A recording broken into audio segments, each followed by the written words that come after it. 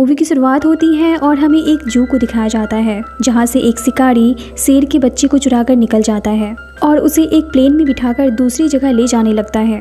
वहीं दूसरे सीन में हमें एक लड़की एल्मा को दिखाया जाता है जो पियानो बजा रही होती है क्योंकि वो एक बहुत बड़ी पियानिस्ट बनना चाहती थी। अब वो एक आइलैंड पर जाती है। दरअसल वो आइलैंड उसके दादाजी की थी और उन्होंने मरने से पहले वो आइलैंड एल्मा के नाम कर दिया था। एल्मा उस आइलैंड पर पहुंचकर अपने दादाजी के बेस्ट फ्रेंड जोई से मिलती है। उस आइलैंड पर एल्मा के दादाजी का एक बहुत ही खूबसूरत घर था जिसे देखकर एल्मा ने डिसाइड किया कि वो आज रात यहीं रुकेगी।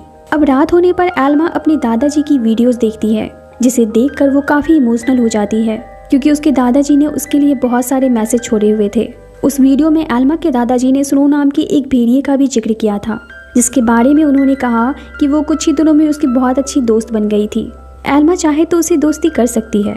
दूसरी सीन में हमें उसी प्लेन को दिखाया जाता है जिसमें वो शेर का बच्चा था। वो प्लेन अचानक उसी आइलैंड पर क्रैश कर जाता है जिसकी आवाज़ सुनकर एल्मा बाहर निकलने की कोशिश करती है लेकिन मौसम खराब होने के कारण वो बाहर नहीं जा पाती। अगली सुबह हमें उसी आइलैंड पर 2 शिकारी को दिखाया जाता है जो स्नो नाम की उसी भेड़िए का पीछा कर रहे थे और एक वक्त में उन्होंने स्नो को एक जाल में कैद भी कर लिया। लेकिन मौका देखकर स्नो उस जाल को काटकर वहां से भाग जाती है और नदी के रास्ते तैरते हुए वो दूसरी तरफ पहुंच जाती है जहां उसे एल्मा मिलती है। एल्मा स्नो को देखकर थोड़ा डर जाती है लेकिन अपने दादाजी की बातों को याद करके वो धीरे धीरे स्नो के पास जाती है और स्नो उसे काफी पसंद आ जाती है। अब वहां से आगे बढ़ते हुए एल्मा प्लेन क्रैश वाली जगह तक पहुंच जाती है और हम देखते हैं कि वो शेर का बच्चा प्लेन क्रैश में मरा नहीं था। दरअसल वो प्लेन क्रैश होने से पहले ही नीचे एक चिड़िया के घोंसले में गिर गया था। अब उसी वक्त वो चिड़िया अपने घोंसले में आ जाती है और तभी वो शेर का बच्चा नीचे गिर जाता है। लेकिन उसकी किस्मत अच्छी होती है कि अचानक एल्मा उसे कैच कर लेती है। एल्मा उस शेर के बच्चे को अकेला देखकर अपने साथ घर ले आई और कुछ ही देर बाद एल्मा ये देखकर हैरान हो गई कि स्नो भी अपने बच्चे को लेकर उसके घर आ गई है। लेकिन एल्मा इन सभी को अपने घर में देखकर काफी खुश भी थी। अब अगली सुबह अंकल जोई एल्मा से मिलने के लिए आए। उन्होंने जैसे ही उन जंगली जानवरों को एल्मा के साथ घर में देखा वो काफी डर गए। उन्होंने कहा कि इन जानवरों को अपने साथ रखना खतरे से खाली नहीं है, इसलिए तुम इन्हें जल्द से जल्द यहाँ से बाहर निकाल दो और इस शेर के बच्चे को बाहर फॉरेस्ट ऑफिसर ढूंढ रहे हैं, मैं उन्हें इन्फॉर्म कर देता हूँ। अब कुछ ही देर में वो ऑफिसर्स वहाँ आ जाते हैं। लेकिन जैसे ही एल्मा को पता चलता है कि उस शेर के बच्चे को सर्कस ले जाया जा रहा था तो वो ये डिसाइड करती है कि वो उस बच्चे को सर्कस नहीं जाने देगी क्योंकि उसे पता था कि सर्कस में जानवरों के साथ कैसा व्यवहार किया जाता है और वो उनसे झूठ कह देती है कि उसने किसी भी शेर के बच्चे को नहीं देखा है। अब एल्मा जैसे ही वापस घर आई तो उसने देखा कि स्नो अपने बच्चे के साथ साथ शेर के बच्चे को भी दूध पिला रही है। ये देखकर एल्मा काफ़ी खुश हो जाती है, ये सोचकर कि स्नो इन दोनों बच्चों का ध्यान अच्छी तरह से रख सकती है। अब दिन गुजरने लगे और एल्मा का इन जानवरों के साथ बहुत गहरा लगाव हो चुका था। एल्मा ने शेर के बच्चे का नाम ड्रीमर रखा तो वहीं भेड़िए के बच्चे का नाम जैक। और अब एल्मा अपनी लाइफ को इन बच्चों के साथ काफ़ी इंजॉय करने लगी। लेकिन वहीं दूसरी तरफ अंकल जोई को एल्मा की काफ़ी चिंता होने लगी क्योंकि वो जानवर धीरे धीरे बड़े हो रहे थे और उन्हें लग रहा था कि वो जानवर एल्मा को कोई नुकसान न पहुंचा दे। अब एक दिन अचानक एल्मा को पियानो के ऑडिशन के लिए शहर जाना पड़ा। एल्मा के जाते ही उस आइलैंड पर चार्ल्स और इलाई नाम की वो दोनों शिकारी फिर से वापस आए और इस बार उन्होंने स्नो को मार ही डाला और अपने साथ ले गए। उधर एल्मा उस पियानो कंपटीशन में सिलेक्ट हो चुकी थी। अब वो 2 दिन बाद जैसे ही घर वापस आई, घर की हालत देखकर उसके होश उड़ गए। उसने ड्रीमर और जॉय को घर में अकेला देखा। उन दोनों ने घर को पूरी तरह से बिखेर दिया था। स्नो को घर में ना देखकर एल्मा उसे ढूंढने के लिए बाहर निकली और उसने पूरा आइलैंड देख लिया, लेकिन स्नो उसे कहीं नहीं मिली क्योंकि वो तो वहाँ थी ही नहीं। अब एल्मा को समझ आ जाता है कि अब उसे इन दोनों बच्चों को अकेले ही पालना होगा। ये सोचकर एल्मा ना चाहते हुए भी अपने पियानिस्ट वाली नौकरी को छोड़ देती है इन दोनों बच्चों को पालने के लिए। अब कुछ दिनों के बाद अंकल जोई वहाँ एल्मा से मिलने आए। वो उन जानवरों को वहाँ देखकर एल्मा से कहते हैं कि तुमने अभी तक इन्हें फॉरेस्ट ऑफिसर को नहीं सौंपा। इस पर एल्मा उनसे कहती है कि ये बच्चे हैं और मैं नहीं चाहती कि इन्हें सर्कस में भेजा जाए क्योंकि सर्कस में जानवरों की हालत क्या होती है ये किसी से छिपी हुई नहीं है। और कहती है कि दादाजी जानवरों से बहुत प्यार करते थे और मैं भी, इसलिए मैं इन्हें कहीं नहीं भेज सकती। ये सुनकर अंकल जोई इमोशनल हो जाते हैं और एल्मा को अपने गले से लगा लेते हैं। अब समय गुजरता है और एल्मा की बॉन्डिंग ड्रीमर और जैक के साथ काफ़ी गहरी हो जाती है। दोनों एल्मा के परिवार बन जाते हैं और अब एल्मा उन्हें खुद से दूर नहीं जाने देना चाहती थी। ड्रीमर और जैक अब बड़े हो चुके थे। अंकल जोई दोनों के लिए शहर से खाना लाया करते थे लेकिन आज भी वो ड्रीमर और जैक से डरा करते थे और अक्सर एल्मा से कहा करते थे कि इन दोनों को अब तो जू में भेज दो, लेकिन एल्मा उनकी बातों को हमेशा इग्नोर कर देती थी। एक दिन एक माँ और बेटी उस आइलैंड पर फूल तोड़ने आए, लेकिन तभी जैक उन्हें देखकर उनकी ओर भागने लगा। अब जैक को पकड़ने के लिए एल्मा उसके पीछे दौड़ी और इसी दौरान उसका पैर फिसला और वो एक पत्थर पर गिर गई और गिरते ही वो बेहोश हो गई। लेकिन उस माँ और बेटी ने कुछ भी नहीं देखा और वहाँ से चली गई। इधर एल्मा को बेहोश देखकर जैक और ड्रीमर उसके पास गए और उसे उठाने की कोशिश करने लगे, लेकिन उनकी हर कोशिश बेकार गई। दोनों ने तेज आवाज़ निकालकर वहाँ पर मदद बुलाने की भी कोशिश की, लेकिन उसका भी कोई फायदा नहीं हुआ। आखिरकार वहाँ रात हो गई और उन दोनों ने रात भर एल्मा को सुरक्षा दी ताकि कोई जंगली जानवर आकर एल्मा को कोई नुकसान न पहुँचा सके। अब अगली सुबह अंकल जोई एल्मा को कॉल करने लगे, लेकिन लगातार कॉल करने के बाद भी जब उनका कॉल एल्मा ने रिसीव नहीं किया तो उन्हें डर हो गया कि कहीं उन जानवरों ने एल्मा पर हमला तो नहीं कर दिया।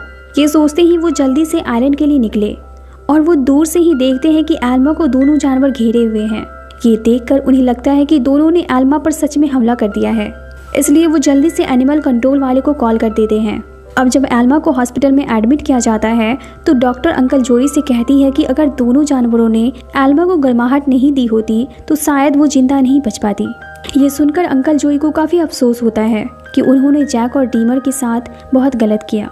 उधर हमें दिखाया जाता है कि एनिमल कंट्रोल वालों ने जैक को पकड़कर चार्ल्स और इलाई के हवाले कर दिया और वहीं ड्रीमर को एलन नाम की एक आदमी को दे दिया जो सर्कस चलाता था। सर्कस में एलन जानवरों पर काफ़ी अत्याचार किया करता था, लेकिन वहीं उसके बेटे राफा को जानवरों से बहुत प्यार था, इसलिए वो ड्रीमर से मिलकर काफ़ी खुश होता है। अब करतब दिखाने के लिए एलन ड्रीमर को नशीली दवाइयाँ देने लगा और इस तरह से ड्रीमर पर वहाँ अत्याचार शुरू हो गया। उधर जैसे ही एल्मा को होश आता है वो अंकल जोई से ड्रीमर और जैक के बारे में पूछती है। अंकल जोई भारी मन से एल्मा को सारी सच्चाई बता देते हैं, जिसे सुनकर एल्मा को काफ़ी दुख होता है। अब हॉस्पिटल से डिस्चार्ज होती ही एल्मा सबसे पहले एनिमल कंट्रोल वालों के पास जाती है और उनसे ड्रीमर और जैक के बारे में पूछती है। वहाँ एल्मा को बताया जाता है कि जैक को जू भेज दिया गया है और वहीं ड्रीमर को एक सर्कस ग्रुप को दे दिया गया है। ये सुनते ही एल्मा उन पर भड़क पड़ती है और उन्हें काफ़ी भला बुरा कहती है। अंकल जोई एल्मा को शांत कराते हैं और अपने साथ वहाँ से लेकर निकल जाते हैं। अब एल्मा इलाई को कॉल करती है और उससे जैक के बारे में पूछती है। इलाई कहता है कि जैक जू में अपने साथियों के साथ बहुत खुश है और वो काफ़ी इंजॉय कर रहा है। ये खबर सुनकर एल्मा को काफ़ी खुशी मिलती है कि जैक अपने साथियों के साथ है, लेकिन अब वो ड्रीमर के लिए परेशान होने लगती है। वो शहर के कई सर्कस में जाकर ड्रीमर के बारे में पूछती है, लेकिन उसे ड्रीमर के बारे में कोई भी जानकारी नहीं मिलती। उधर एलन ड्रीमर की बदौलत सर्कस में अच्छे पैसे कमाने लगा था और ड्रीमर भी काफ़ी फेमस हो गया था। वहीं राफा अक्सर ड्रीमर के साथ वक्त बिताया करता था और उसे एहसास हो चुका था कि ड्रीमर यहाँ खुश नहीं है, वो किसी को ढूंढ रहा है। एक दिन सर्कस का वो ग्रुप उस जू के रास्ते से होकर जा रहा था जिस जू में जैक था। तभी जैक की नज़र ड्रीमर पर पड़ती है और वो अपने बचपन के दोस्त को पहचान लेता है और अब वो बड़ी ही चालाकी से जू से बाहर निकल जाता है और अपने दोस्त का पीछा करने लगता है। इलाई को जैसे ही पता चलता है कि जैक जू से भाग गया है तो वो जैक के जू से निकलने के तरीके को देखकर समझ जाता है कि जैक काफ़ी समझदार किस्म का भेड़िया है और वो किसी को ढूंढ रहा है। अब हमें जैक को दिखाया जाता है जो ड्रीमर का पीछा करता हुआ उसके पास पहुंच जाता है और बड़ी ही चालाकी से ड्रीमर को सर्कस ग्रुप से छुड़ा लेता है। अब ये दोनों एक दूसरे से मिलकर काफ़ी खुश होते हैं और एक दूसरे के साथ काफ़ी मस्ती करते हैं। उधर एलन को जैसे ही ड्रीमर के भागने की जानकारी मिलती है वो गुस्से से आग बबूला हो जाता है और अपनी बंदूक लेकर ड्रीमर को पकड़ने के लिए निकलता है। उसका बेटा राफा उसे रोकने की बहुत कोशिश करता है, लेकिन एलन उसकी एक भी नहीं सुनता और आखिर में वो भी अपने डैड के साथ ड्रीमर को ढूंढने के लिए निकल पड़ता है। उधर इलाई को पता चल जाता है कि ड्रीमर भी सर्कस से भाग चुका है और अब इलाई को ये समझते हुए देर नहीं लगती कि जैक अपने दोस्त ड्रीमर के साथ है। अब इलाई बिना देरी किए एल्मा के पास जाता है और उसे सारी बात बताता है और ये भी कहता है कि एनिमल कंट्रोल वाले दोनों जानवरों के पीछे पड़े हुए हैं, हमें जल्द से जल्द उन्हें ढूंढना चाहिए। मैंने जैक पर एक GPS लगा रखा है, इसलिए हम उसे ट्रैक कर सकते हैं। उधर जैक और ड्रीमर खुलेआम शहर में घूम रहे थे और उन्हें देखकर लोग डर जाते हैं। अब पुलिस को ऑर्डर दिया जाता है कि इन दोनों खतरनाक जानवरों को देखते ही शूट कर दिया जाए। अब जैक और ड्रीमर जंगल की ओर भाग जाते हैं और इन दोनों को जंगल में एलन और राफा देख लेते हैं। ड्रीमर को देखते ही एलन उस पर बंदूक चला देता है, लेकिन तभी अपने दोस्त को बचाने के लिए जैक वो गोली खुद पर ले लेता है और गोली लगते ही जैक बेहोश हो जाता है। इसी बीच मौका देखकर ड्रीमर वहाँ से निकल जाता है। अब राफा जैक के पास जाता है और उसके गले में लगे GPS को निकाल लेता है और जैक के मुंह में एक गोली डाल देता है ताकि वो कुछ ही देर में होश में आ जाए और ये दोनों वहाँ से निकल जाते हैं। अब दोनों बाप बेटा एक बार में पहुंचते हैं और तभी एल्मा और इलाई जैक के GPS को ट्रैक करते हुए उस बार तक पहुंच जाते हैं। इलाई एलन से पूछता है कि हमारा भेड़िया कहाँ है, क्योंकि उसके गले में लगाए गए GPS का लोकेशन हमें तुम्हारे पास से मिल रहा है। ये सुनते ही राफा वो GPS निकालकर उन्हें दे देता है और एलन उनसे झूठ कहता है कि ये तो हमें सड़क के किनारे मिला था, इसलिए मेरी बेटी ने उठा लिया। अब जैसे ही एल्मा और इलाई उस बार से बाहर निकलते हैं, राफा अपने डैड से छुपकर उन दोनों के पास जाता है और उन्हें सारी सच्चाई बता देता है। अब वो दोनों को लेकर उस जगह पर गया जहां उसने आखिरी बार ड्रीमर और जैक को देखा था और फाइनली एल्मा को वहां ड्रीमर मिल जाता है, जिसे देखकर एल्मा काफी खुश हो जाती है। अब ड्रीमर एल्मा को लेकर एक झोपड़ी के पास जाता है जहाँ पर जैक था और उसे होश भी आ चुका था। तभी एल्मा देखती है कि वहाँ पुलिस आ गई है।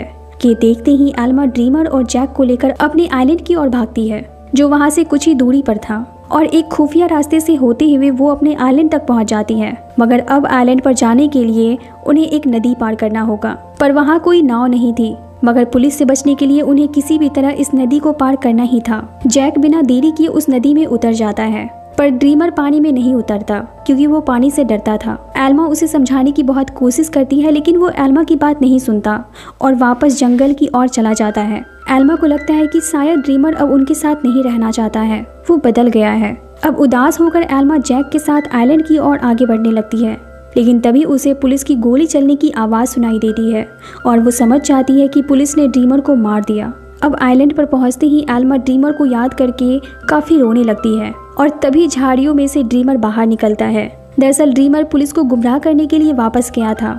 अब ड्रीमर को देखकर सभी खुशी से उछल पड़ते हैं और अब एल्मा ने जैक और ड्रीमर के आने की खुशी में एक पियानो पार्टी रखी और वहां मौजूद सभी लोगों को जैक और ड्रीमर के साथ बिताए गए उन पलों के बारे में बताया जिन्हें एल्मा कभी नहीं भूलना चाहती है। एल्मा की बातों को सुनकर सभी की आंखों में आंसू आ जाते हैं और मूवी के आखिर में हमें ड्रीमर और जैक को दिखाया जाता है जो फिर से उस आइलैंड पर एल्मा के साथ अपनी जिंदगी को पहले की तरह खुशी खुशी जीने लगते हैं। इसी के साथ इस मूवी का द एंड होता है। अगर आपको भी कोई एनिमल पसंद है तो उसका नाम कमेंट में ज़रूर लिखें। Thank you.